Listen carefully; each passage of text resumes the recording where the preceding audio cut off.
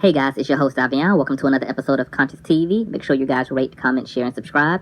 Hit that notification bell, and you can also donate to the show at my Cash App, which is $Consciouztv, or my PayPal at paypal.me/ConsciouzTV. You can also email me at consciouztv@gmail.com. Now, before we get into the show, I want to shout out my recent contributor, Yolanda Williams. Thank you so much for your donation. You guys really don't understand how your love for my content is the driving force behind me being consistent with content. God bless you and all of those whom you are blessing too. I hope you continue to be edified and also entertained by the channel. I also want to shout out Burl Robinson. You guys check out her channel. She's a faithful subscriber and contributor as well. She's also growing her own platform and giving you a piece of her personality. So go on over there and check her out. Her link will be in the description box as well. First thing first, Oprah Winfrey and Gayle Winfrey, the Central Park 2, done came out and made their anti-blackness more clear by saying they do not, in fact, want to be referred to as auntie, which anyone who's black knows the term auntie is a term of endearment directed to black female figures who are perceived as some leader, role model, or matriarch to the community.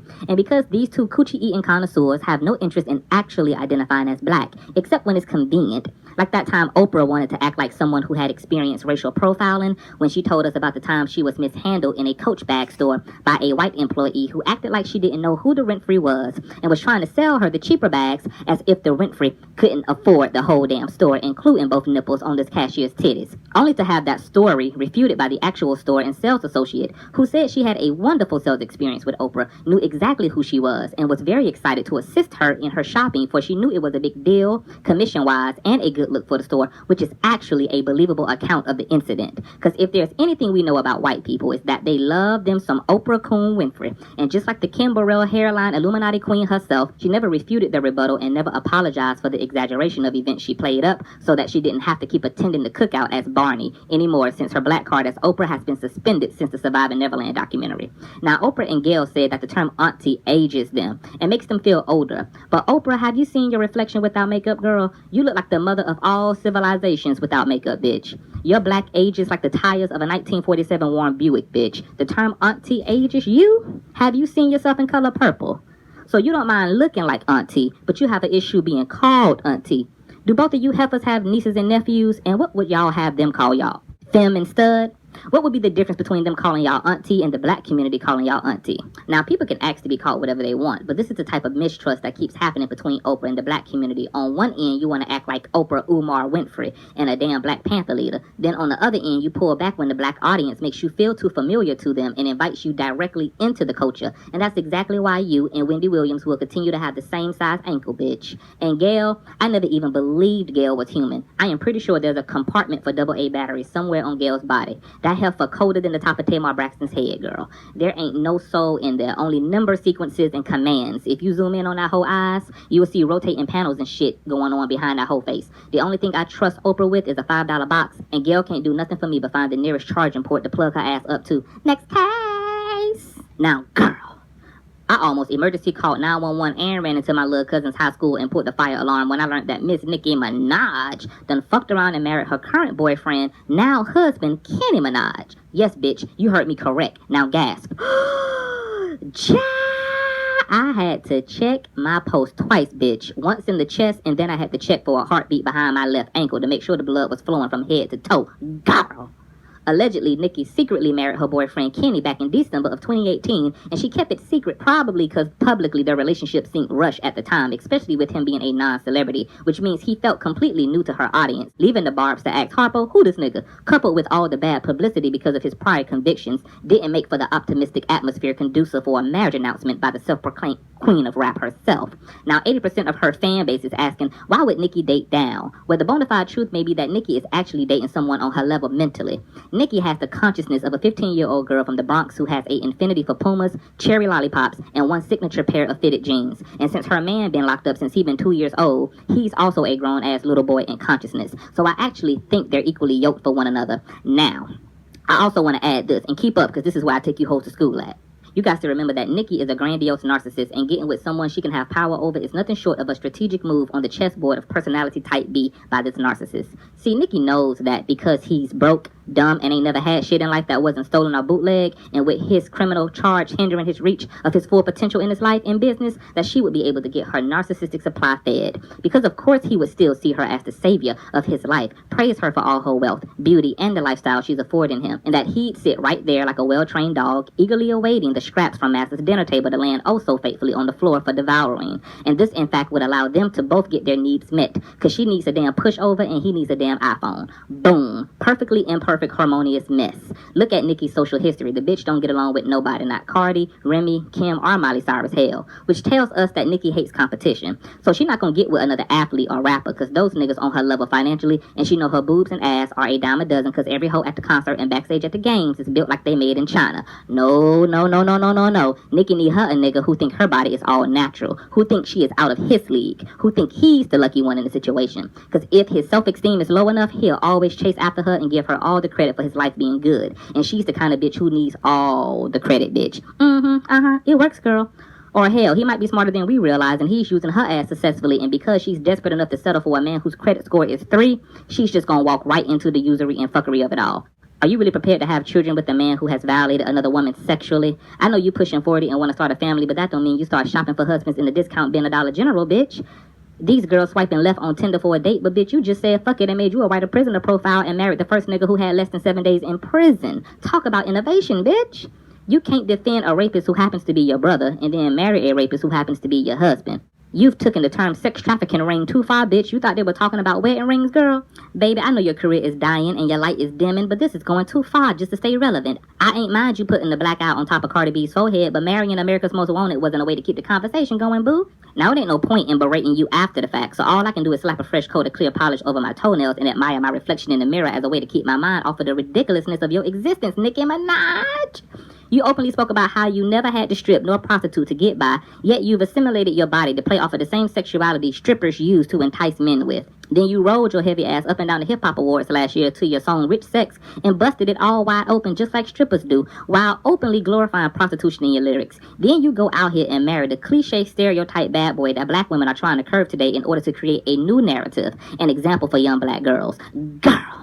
If you ain't a walking, double-minded, hypocritical parody of a grounded, independent black woman, I don't know what is. But the reality is you're grown, and you have full agency to live as you see fit. I have no faith in your choice to marry this man, but it's also not my choice to have made. So in the words of Megatron, shot, I'm drinking. This marriage got me drinking. My decisions make sense when I'm drinking. Now I'm about to flop.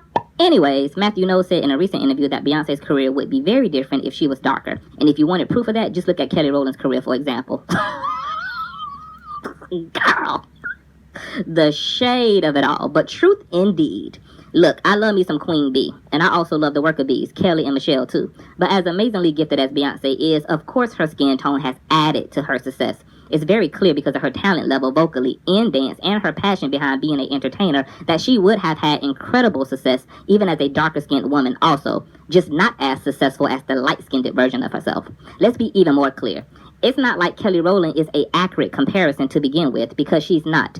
Beyonce's swag, skill level, and her ability to actually come off as famous and intangible is practically unmatched. Nobody can really sit next to Beyonce in all of these categories, and all is the key word here.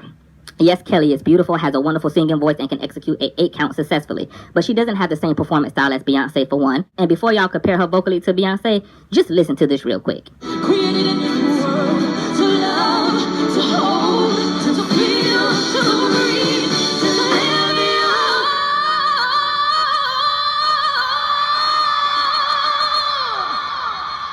Dangerously.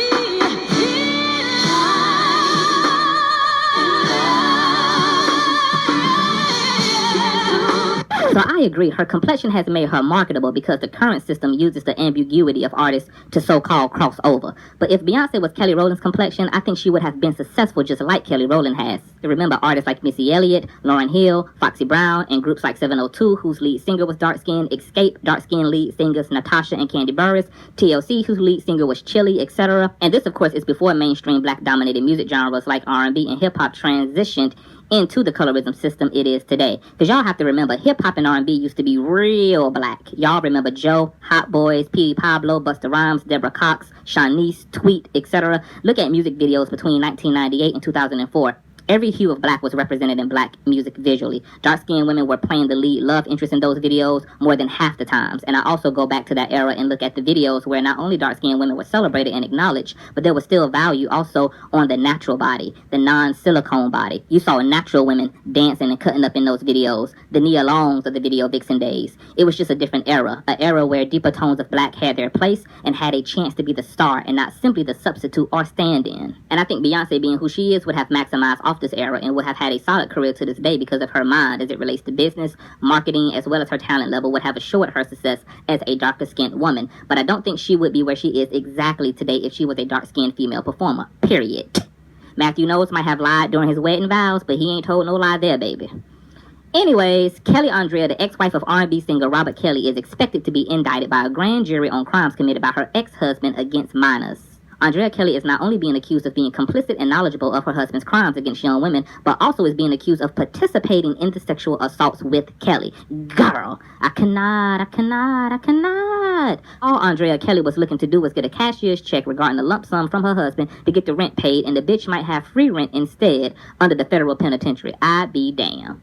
Now, if y'all remember when Surviving R. Kelly came out, people were speculating about Andrea Kelly's motives then, and at how she could have been married to this man the whole time and not have had any idea about his relationships to these young women, especially since everybody else in Kelly's camp knew what was up, from his producers to his managers. Now, Andrea Kelly has maintained her innocence, saying when she wasn't dancing nor breastfeeding their children, she spent her time hog-tied up in the master bedroom praying to ALOT and trying to press the escape hatch with one available big toe and the tip of her damn nose. Now, if I'm having to be completely frank, I cannot see Andrea Kelly being directly involved with this foolishness. I can see her playing dumb the whole marriage, but never consciously participating in this tomfoolery. But since we do live in a crazy-ass world where the most normal, joyful people have been proven to be heinous, banshee, and homicidal maniacs, you can't put anything past a bitch nowadays. However, I do want to keep in mind some of you are in relationships to far less successful men, such as Derek, who works as a stock boy at the local Walmart full-time, and y'all don't even know that he got a whole bitch pregnant with his baby who lives 2.5 miles from y'all's apartment complex, and he engaged to that hoe as well. So let's not act like people can't be under the same roof and even fucking the person they under that roof with and not be completely unaware of that person's behavior outside of their presence, because it has happened since the beginning of time. Talk to some of these men and women who was asked for a divorce after 17 years of marriage when they thought everything was going great and amazing in their relationship, just to find out your soon-to-be ex-wife or husband hadn't been in love with you for the past 7 years and has already moved on with someone else emotionally during that time, and just all of a sudden breaking the news to your ass. How many motherfuckers done found out they nigga got a whole family across town and never knew about it? So as hard as you may think it is to believe that Andrea didn't know anything, it is very possible that she did not in fact know shit, and when she did see some suspect shit, she simply took her husband's word for it. Just like you took your nigga's word for it when he told you his side piece he brought over to the house the other day was his cousin. Then you found out he was fucking his cousin. Andrea Kelly, I don't know what your tea is, but bitch, if you guilty of what they're accusing you of, I hope them masculine-ass women in prison beatbox and breakdance all off in your pussy, bitch, until you feel like a 14-year-old girl being violated by those you trust, just as those victims did. You ear-to-ear smiling dirty bitch. Mind you this, how the fuck y'all indicting Andrea Kelly and Robert Kelly ain't even been convicted and sentenced for the crimes he allegedly committed yet? Bitch, make it make sense. Y'all gotta prove and imprison this nigga before y'all can prove anything about Andrea Kelly's involvement. What type of Justice Smollett shit is going on here? Girl. Speaking of indictments and prison time, Cardi B has been indicted on charges related to her involvement in a brawl last year against 2 female bartenders who were allegedly having an affair with her husband Offset. Damn. Another woman catching charges over a man who get to go on with his life uninterrupted while you put together a commissary budget for yourself. Girl, I would be more proud of this indictment if it read, Cardi B has been indicted on charges related to her husband's disappearance after discovering his affair with another woman. It's clear fame and success don't mean nothing to these heathens. They used to living in the gutters and struggling, so throwing it all away don't mean shit to these rags to riches bitches. From 6ix9ine to DMX to Remy Ma to XX10 to Gucci Man to all these motherfuckers who done made it out of the hood just to turn around and be locked up for having it way too good in life.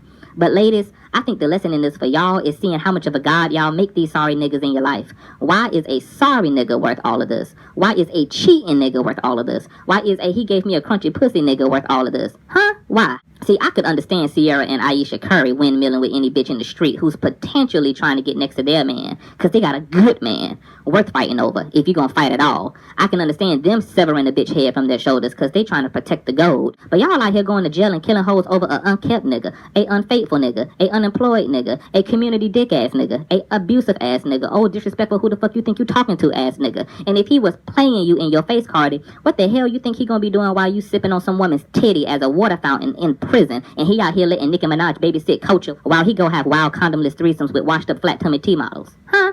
What you gonna do then? Why do y'all fight over these type of niggas, bitch? I really want the women listening to this shit to tell me in the comment section below why y'all fight for dirty back ass niggas when the only women who should be going to jail over a nigga is a woman who got a good nigga that some other bitch is actively trying to take from her. And even then, a good nigga gonna help you bury that hoe. That's a crime y'all gonna commit together. But y'all be fighting over Deshaun, the drug lord with one good eye, who not only makes for a horrible lover, but also a horrible father and role model to other young men. Yet these be the niggas y'all be beating the hell out of y'all best friends over. Girl. I don't want to see Cardi in prison, but you can't be out here hurting people physically unless it's in self-defense. So consequences are due. Barty! Speaking of silicone, new music has dropped from Nicki Minaj as well as Trina. Megatron being the first single from Nicki's new album, which I love. Now, I'm not a fan of Nicki as a person, but her music I typically enjoy. And I'm not into reggae and winding it up and shit, but I love Megatron. It's a bop. I think if a lesser artist would have released it, it would have been received well. But I think because it's Nicki Minaj, people have higher expectations musically for her. So it was a little underwhelming for a lot of people. But after a few cigarettes, a run to Walmart, a 20-minute nap, and a bird bath, the song really starts to grow on you, girl. Now, Trina new single with Nicki called BAPS. Yes, that's the type of Black and Mild 305 corner store carrying on I'm talking about, bitched. Trina throwing shots at all the niggas who hit it and quit it, but she tells herself she curved. And Minaj talking about all her side pieces. Yes, God, I was here for it. Go to iTunes and purchase the music. Support these two queens, girl. Now, Virginia V, who's P. Diddy's ex-girlfriend, took to Tasha K's platform to give a exclusive on her nasty breakup to the hip-hop mogul. She alleged that he made her terminate 2 pregnancies, he physically and verbally abused her, and despite them being broken up for good since May, allegedly P. Diddy is engaged to a whole nother bitch, and it ain't even Cassie. Now, I'm truly confused. First off, shout out to Tasha K, because that hoe got the level of ridiculousness necessary to have a long career in media and entertainment. Did y'all hear how many times Tasha K complimented that Virginia on her makeup and was handing her Kleenex? I was like, damn, bitch, we get it, her makeup is sitting. Virginia would be mid-testimony at the most grueling parts of her experience. Girl, he was beating me with all type of flat irons and red bottoms. Girl, don't mess up your makeup. That contour is so beautiful. Can y'all get her some Kleenex linen? Bring her some tissue. Thank you, baby. Girl, he was throwing me out the windows and downstairs. Girl, what color foundation you wearing? That shit matches your neck perfectly, bitch. Girl, he was calling me all type of stink pussy hoe bitches. Damn, this bitch Casilla is sitting right. She ain't got no creases under her eyelids. Look at there. Look at that shit. Just gorgeous Casilla. Girl, shut the fuck up. Damn. Now let me say this. I believe it, bitch. I believe every single motherfucking word out of Virginia mouth. If there's anything we know by now, is that these celebrities are more crooked and dingy than the back row of Kaya's mouth, girl. The way P. Diddy poke mouth ass treat his artists alone makes his treatment of women believable. What happened to Dream, Danny DeCane, The Band, Day 26, Loon, Mace, and all the rest of these artists who you put on then took off, never to be seen again? Huh, Puff Daddy? Any man who makes a group of grown-ass niggas from the ghettoest parts of New York walk 15 miles in 0-degree weather to fetch you a slice, bitch, not a whole serving, but a slice of cheesecake, bitch, is certainly a nigga who's dragging a bitch by all 5 of her bundles back and forth across marble floors.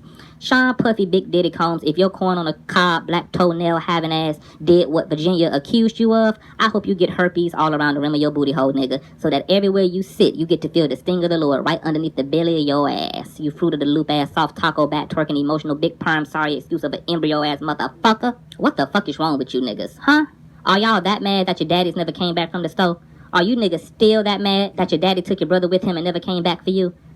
How about before y'all get with black women, y'all get with a black therapist who can correct and realign this niggerment you niggas out here perpetuating in relationships to women. To all women. Black women. Any damn color woman. Cause Cassie, a bald-headed whole fool, if she's still with your ass knowing all the happenings, we know she know behind closed doors. And the other black men in your camp need a Jordan up their ass for not checking your fucked up misogynistic narcissistic behavior toward women. Cause silence is just as deadly as the actual violence. And Virginia, you talking about after he played Just Dance all over your back to make sure the abortion was successful, that you got up off the floor and smashed one of his champagne bottles on the floor. Bitch, why you ain't smashed that bottle over that nigga's head, then dragged his unconscious body into the pool so he could drown in his sleep, since y'all were already in the backyard to begin with. And you could have told the cops he got tipsy and fell in, and you found him out there floating when you realized he hadn't come back upstairs with the bottle of wine he went up to get before you wanted to give him some of that sweet pussy for the day. Huh, girl, I would have hit that nigga so hard he would have looked like Puff Daddy when I was done, bitch. He would have been one swollen ass nigga when I was done with that sadistic bastard.